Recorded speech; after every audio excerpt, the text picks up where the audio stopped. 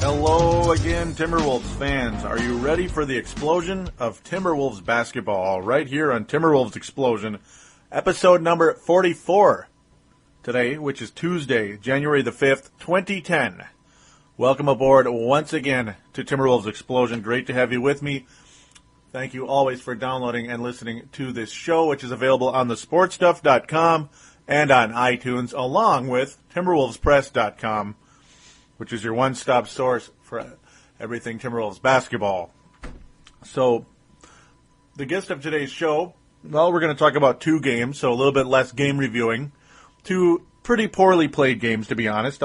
Three good quarters against the Orlando Magic, and three horrible quarters against the Indiana Pacers. Both ended up being in blowouts. Go figure. Isn't it just beautiful? So, yeah, we're kind of right back where we started when it comes to that. But there's some encouraging things in these games, a couple of encouraging things. More or less, the play of Jonny Flynn continues to emerge, and he still is far and away the number 3 rookie right now. He is the third best rookie in the rankings. Tyreke Evans has kind of been flatlining at about 19 points a game. Brandon Jennings has definitely dropped off from his Gilbert Arenas-like stature for a while there. Not that Gilbert Arenas is anything special right now. The gunslinger, you could call him. Okay, that wasn't very nice, but that's about it right now. Yeah, I like Gilbert Arenas a lot more when he was with the Golden State Warriors than he's ever been on the Wizards. I just don't think the excitement level with Gilbert Arenas has ever been the same since he left the Golden State Warriors. Go figure, huh? Golden State actually is good at something. They actually can play an entertaining brand of basketball. The Wizards, I can't do it. I've never liked them. Just other than when Michael Jordan was there. Then that was the end of that.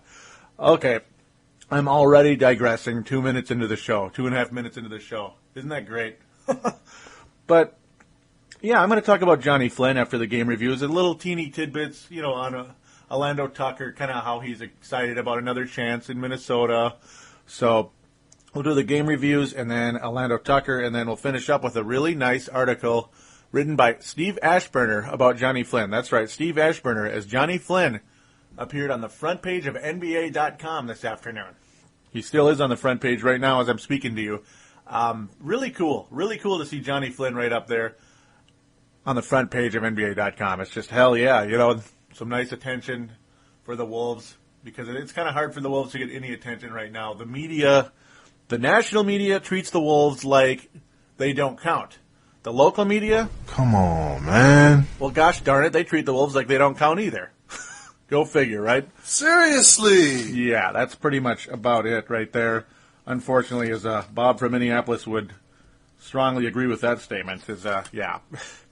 I get a little tired of it, but hey, guess what, folks? If you're a Timberwolves fan, you like talking Timberwolves, and you want to hear somebody who really does care about this team, regardless if they win 58 games in 04 or 15 games in the 91-92 season back in the Jimmy Rogers era. Jimmy Rogers is the coach, of course. Might as well just call him Mr. Rogers. That might have been about it. Even though some people might say David Kahn sounds a lot more like him. Okay. But, yeah, if you want that, you got it here in Timberwolves Explosion. At least once a week. At very least once a week. And also on timberwolvespress.com. I try to keep up a bit on there.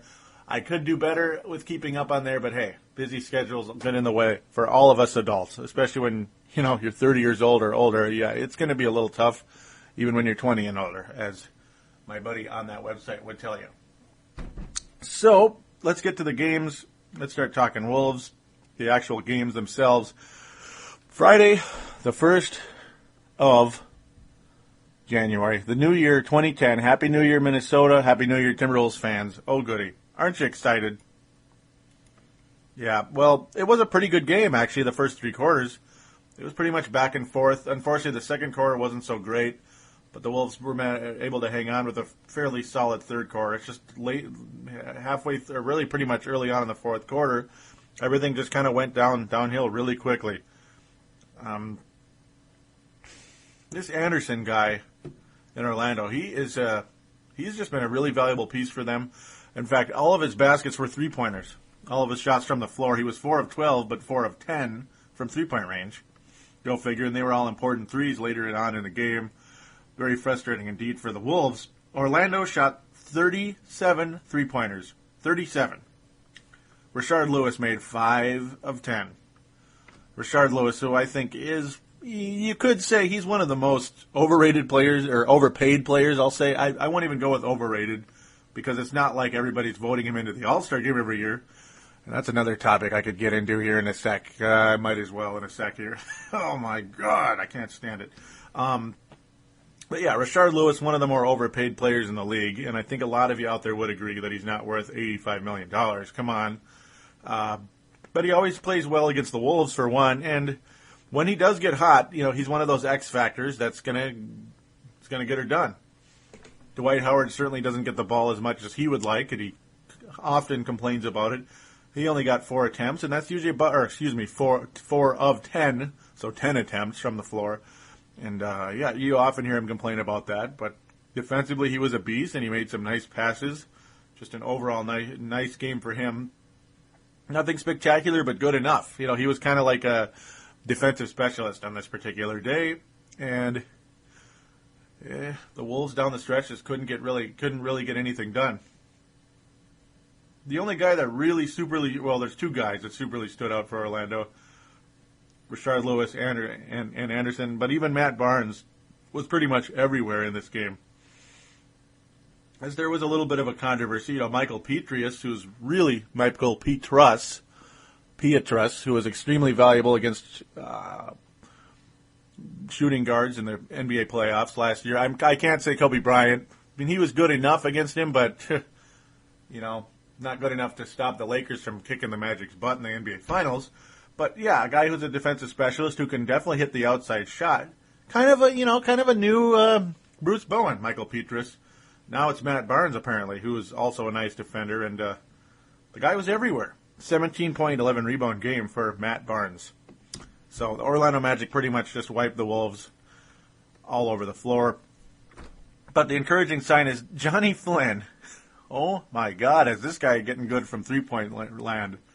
His first couple shots of the game are three-pointers. Overall, his field goals, 7 of 13. He was 5 of 7 from three-point range. Jonny Flynn continues to dominate from beyond the arc of late, and it has been a beautiful thing. And how about Wayne Ellington?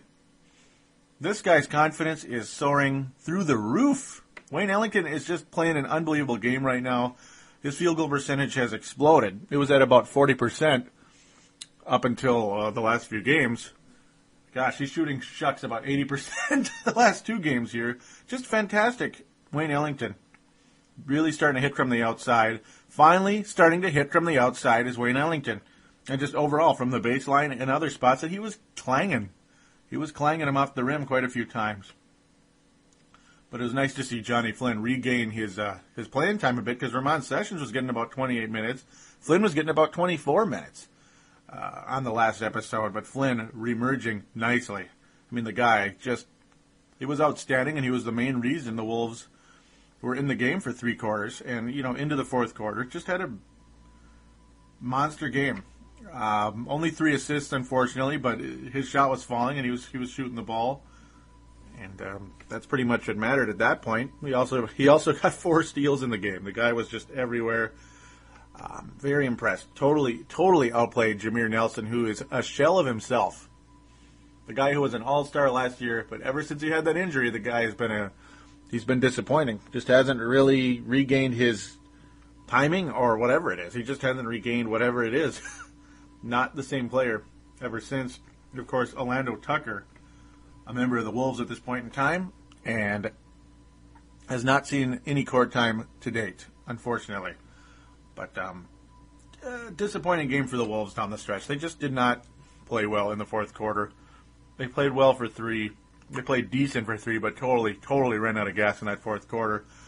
They turned the ball over 19 times also. It wasn't the Wolves' night, and it rarely is, unfortunately. It rarely is, I hate to say it.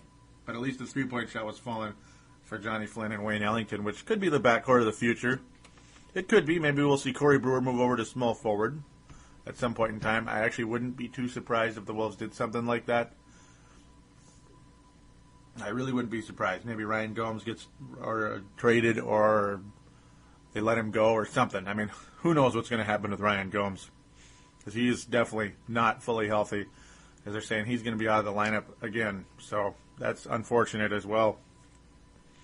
So now we'll move on to the next game before I spend too much time on the Orlando game here. The following night, and yes, the following night, January 2nd, the infamous January 2nd, the complete end to any holiday season remaining. Not that I think New Year's Day is much of a holiday. I don't. Wayne Ellington, again, just this guy, 6 of 11 from the floor, 3 of 5 from three-point range. He also, he had a 16 points, 6 rebound, 5 assist performance. This is all off the bench, but he played almost 30 minutes in the game. And the guy is so versatile. And he is a perfect fit for this triangle offense. He really is. Now, you might argue how, Jonny Flynn might not be a perfect fit for the triangle offense, being he's a dynamic point guard, and that's something I've always wanted on this team. And right when we get that guy, the triangle offense gets brought in, and God forbid, it's not really a point guard's type of offense. It's just not. It's more of a shooting guard's type of offense. Shooting guard and power forward or center. Now, we got the power forward center thing going on, at least 2 power forwards that are pretty good. Al Jefferson is starting to look good in this triangle, like I talked about pretty much, about half of last episode. But so is Kevin Love, and he's like an automatic fit pretty much. Just he had a pretty entertaining game. But unfortunately, right from the get-go, it was like, what the Sam Hill's going on here? I mean, Wayne Ellington was the main positive here. Jefferson had his 23 points, but it didn't really matter. Indiana was just scorching us all over the place.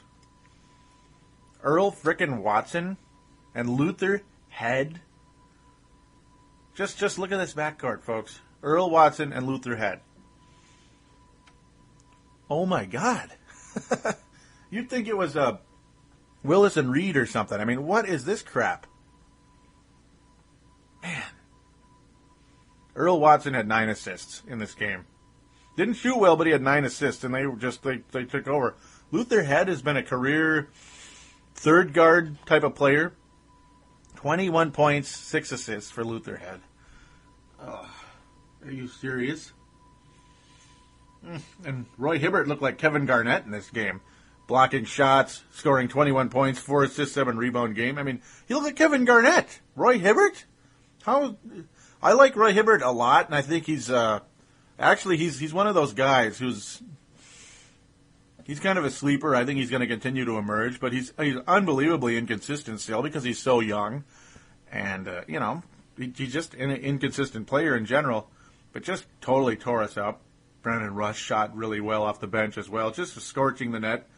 It seems like anytime there's a rush, there's a Kareem Rush with the Lakers years ago, just scorching us. In that Game 6 in the conference finals many, many years ago, our very last playoff series ever, or Brandon Rush, he tends to always play against the Wolves when we go to Indiana, and he sure the heck did. Just scorched us off the bench in this game. Just a despicable game. The Wolves gave up 73 points in the first half. Oh, they came out fighting in that third quarter. Oh, I'm so happy they did. They were losing by about 30 points to the Indiana Pacers. So they make up 15 in the third quarter, and then it's pretty much even in the fourth. Lottie freaking duh. We just watched some lousy back and forth, 15 to 12 point deficits back and forth in the fourth quarter. That was a lot of fun to watch, wasn't it? Anytime the Wolves had any type of encouragement going on, the Pacers would hit another 3-pointer, or Roy Hibbert would get another inside shot, basket. It was like, okay, whatever. We can't stop them, so we might as well just try to score and rack up our points. Since that's pretty much what this game was about, was stats. By about the time the third quarter was half over, it was just about running up our stats a little bit. Jonny Flynn, nothing special, kind of reverting back to that decent player, but definitely didn't look like a star on this particular day. Wayne Ellington outplayed everybody, I think, and I'm really liking what I'm seeing from Wayne Ellington. He just continues to improve. When you got a guy who can hit from the outside and can pass as well as he can, and times his passes perfectly, not only in the triangle but on the break, Wayne Ellington is going to be a valuable asset for this team long term. You can just see it coming. Very happy with what I'm seeing there. Very happy indeed.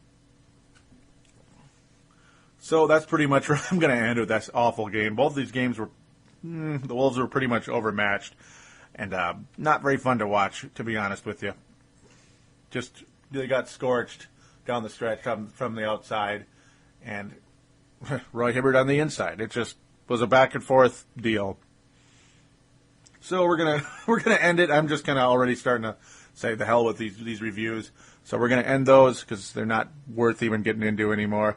And we're gonna get into some little bit of Wolves talk right after this.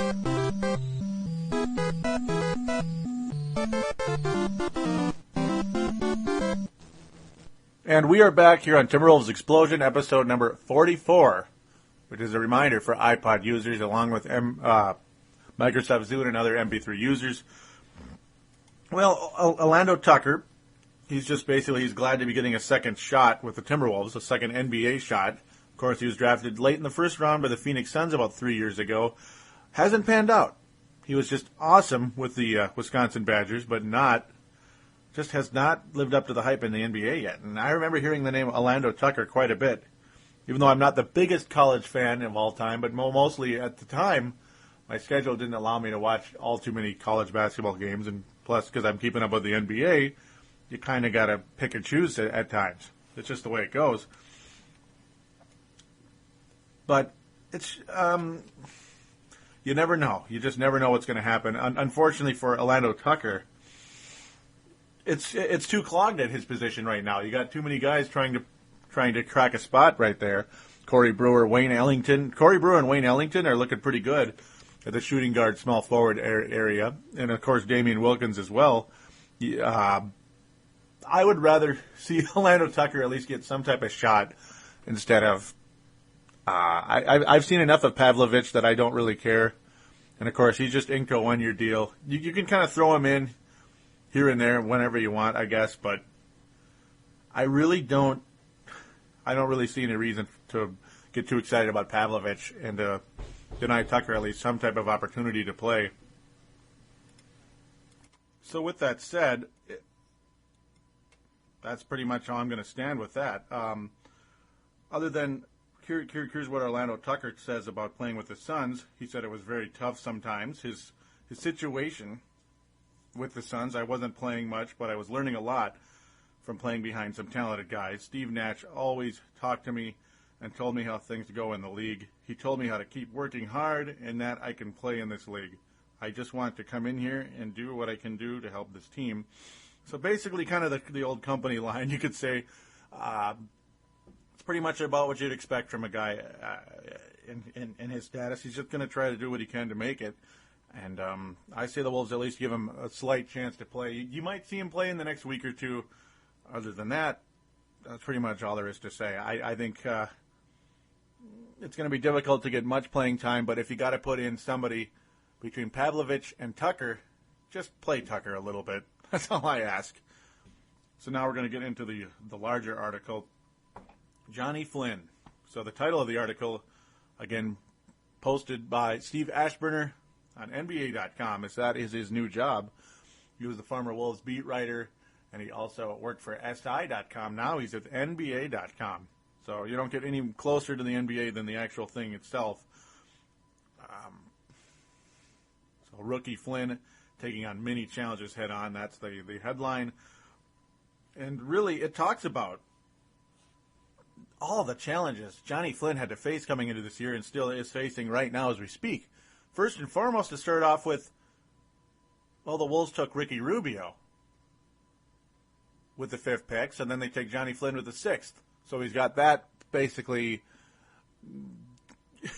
He's got that kind of in his rearview mirror all the time. Ricky Rubio, will he come to Minnesota? And if he does, what's going to happen to Jonny Flynn? What's going to happen to Jonny Flynn? Because Ricky Rubio doesn't play like anybody else. He's Ricky Rubio. So if he's really Ricky Rubio, then what happens to Jonny Flynn? It's just, and he's pretty much, it's at a point, the best thing Jonny Flynn can do when it comes to that is allow others to see Rubio's FC Barcelona highlights on YouTube. And that's pretty much what he says there. But the prospect of Rubio coming is always there until a possibility maybe Rubio is traded. Though when I saw a live feed, it was, it was live at the time when they were taping the War Room when the Wolves took Flynn and Rubio first, of course, the word David Kahn constantly used was asset. He didn't say that about Flynn. He just said, we're taking Jonny Flynn here. Like, yes, this is the guy we want. When you constantly use the words asset, it tells you that doesn't necessarily mean we're sold on the idea of keeping him. So, I think the Wolves just were forced to take the best player available, but that's my personal opinion. I think a lot of other people would agree, including Steve Aschburner. A lot of people don't really think Ricky Rubio is going to wind up here. But before that, you got two other issues. I'll get into that final issue. I'm always getting ahead of myself, and I apologize. There's always the size deal, as Aschburner mentions here, how there's more. Flynn's size, an issue he got over long ago, is still relevant as long as sports writers can think about posting him up. There is Minnesota's roster in a league of Westminster show dogs. The Wolves still are mostly mutts. How kind. No, but yeah, well, he's got a point. There is the task at hand, somehow helping a team that's into serial rebuilding. And yeah, I know what he means there. 17 of Minnesota's 28 losses have been by 10 points or more, including a spanking at Indiana Saturday in which they gave up 73 points in the first half. Yeah, I just mentioned something about that game, didn't I? That wasn't very fun. But now we get into the very next issue. So there is newness combined by newness, with Flynn playing for a first-year coach who is proselytizing an exotic offensive system, the triangle, that few pros have ever run. A system that, in two rare, if impressively successful circumstances in which it thrived, Phil Jackson's Bulls and Lakers. But the problem is it minimized the need for a traditional point guard. You all remember what happened to Gary Payton when he went to L.A. We all do remember. Now, of course, at the same time, Gary Payton was getting significantly older, and that team had about the chemistry that baking soda and vinegar have. Pah! That's about the chemistry the LA Lakers had that year. But at the same time, that was the only quote-unquote talented point guard the Chicago Bulls ever had. They always had, you had B.J. Armstrong. He could shoot from the outside. That was his role. He wasn't a quarterback. He was an outside shooter, as was John Paxson. Now, both of them could pass, but they weren't the Gary Payton style drive to the basket and pass, that kind, which I like a lot. They were more of just timely passers, making sure the triangle continues to move, but they also could hit from the outside on a consistent basis. Fortunately, in the Wolves' case, Jonny Flynn is really starting to hit from the outside as the triangle continues to improve. So it's working in one aspect, and the other side, the old assist side, Jonny Flynn's only averaging about 4 assists a game. He was up to almost 6 earlier in the month of December, but it's been dropping again back. He's down to averaging about 3 a game the past few weeks here. So that's another thing mentioned in the article, and that's what's going on with Johnny. A lot of the challenges he's facing, and they're no joke. But on top of that, see, here's where it gets real interesting, folks. Steve Aschburner points this out, and of course, it's something that a lot of us Wolves fans are aware of. On top of that, there is a question getting asked more and more in the balmy, I love his sarcasm, the balmy climes of Minneapolis-St. Paul. If the Timberwolves get the number 1 pick in the NBA draft this June and Kentucky's dynamic point guard John Wall is the no-brain consensus choice, will they take him? Wouldn't that just be something, folks? The Wolves get the number 1 overall pick, and of course, 99% of the population would say it'd be John Wall. And we all know what John Wall is, another point guard, and a really damn good point guard. So, boy, oh boy, Jonny Flynn could be up a creek. But folks, before we get all excited about the thought of getting the number 1 overall pick, how many of you out there, let's raise your hands next to your computer. I know I can't see you, but or your computer or your iPod or whatever. Raise your hand and tell me how many of you think we'll get the number 1 pick this year because based on Wolves' luck in the past 20 years. Well, I don't see any hands. And, of course, that's because I can't see you. But guess what, folks? I think that's so many hands I'd be seeing anyway. That's about how much faith I think the Wolves will get the number 1 pick anyway. But just in case they do, this would be about the time the Wolves would get the number 1 pick, is when you get yet another controversial type of deal. Another Ricky Rubio and Jonny Flynn. Then it'd be John Wall and Jonny Flynn. Could it get any weirder? I don't know. If it came to that, it would get awfully weird. Ricky Rubio, yeah, I guarantee you he would be traded because there's almost no chance he's going to come here anyway. I have about as much faith in Ricky Rubio playing for the Wolves as I do in the Wolves getting the number 1 overall pick. So, go figure. We're going to wind up with either Jonny Flynn and no one else, or maybe Flynn and Wall in the long run. Maybe. But he's meeting the question head on. That very question right there. Should the Wolves wind up with Jonny Flynn, or John Wall, in the NBA, you always have to look at that.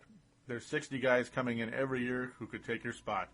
Whatever a franchise can do to get better, they're going to do it. No matter if they drafted you last year, I just try to take care of the things I can take care of. And that's here at practice every day. David Kahn weighs in saying that, sure, it was a very sensitive situation when they took Rubio. Very sensitive situation, but I think Johnny handled it magnificently. Every quote or comment I saw from him was always positive or welcoming. That showed me a lot about him. And folks, we'll all remember what he said last year when Ricky Rubio decided not to come, well, last summer. He said he was disappointed because he was excited about the thought of playing with Ricky Rubio. Was that quote-unquote campaign rhetoric, or was he legit? Hard to say, but Jonny Flynn doesn't seem like the kind of guy that just talks a lot of BS. He really doesn't, to be honest. It's going to be real interesting, though, and of course, you also throw in the thought that Ramon Sessions is here as well, who had a lot of success with the Milwaukee Bucks last year, though I think all of us would agree Jonny Flynn is the better player and deserves to start over Ramon Sessions. But then the other question comes in, Ramon Sessions seems to be a better triangle happy point guard. That's the funny part that I'm starting to see, and I think a lot of others out there are starting to see as well. So it just gets more and more interesting. Jonny Flynn's really a fighter, and long term, one way or another, whatever happens to Jonny Flynn in his career with the Wolves, this guy is, I think he's going to succeed nicely, because what doesn't kill you makes you stronger, and it's not killing Jonny Flynn. You can see that right now. It's just a little bit weird. But Flynn continues here. It's definitely challenging, especially coming into a system like this. It's difficult. That's difficult to learn, especially for the type of point guard I am. But I like to base my progress on wins. And we're now getting wins, so right now the season for me is going all right. I'm not sure about too many wins, but they've been winning a few more of late, I guess. That's the one thing. That's a tough standard, though, for a guy drafted onto a loser, as Aschburner says there. I think that's the only way you can judge things. When you look at people when their careers are over, you ask if they were a winner or not, Flynn said. There's a lot of people who are great scorers or whatever, but they're not remembered because they didn't win a championship. I want to be known as a winner. Right now, it's tough, but I'm going to get there. And yes, when you talk about people that had tons of scoring, but they're not remembered, yeah, guys like Bernard King, and even, unfortunately, my guy, Dominique Wilkins, they're certainly not remembered in the same categories as the Magics or even the James Worthys. You know, you hear about James Worthy more than you hear about Bernard King, don't you? Yet Bernard King won scoring titles. James Worthy didn't come close. Same with Kevin McHale and others. So, good point by Jonny Flynn right there, and I hope... I really do hope that does come to fruition with Jonny Flynn, that's really what he is, and he's not a stat guy, which a lot of you may argue Kevin Garnett was more of a stat guy than a win guy. even though he said the opposite in the past. Very interesting thoughts, though. Flynn is still ranked third among rookies in scoring at 14.4, trailing Tyreek Evans at 20.1 and Brandon Jennings at 19.3. But he's fourth in assists, though his assist-to-turnover ratio is a middling 1.3, and third in steals, 1.14.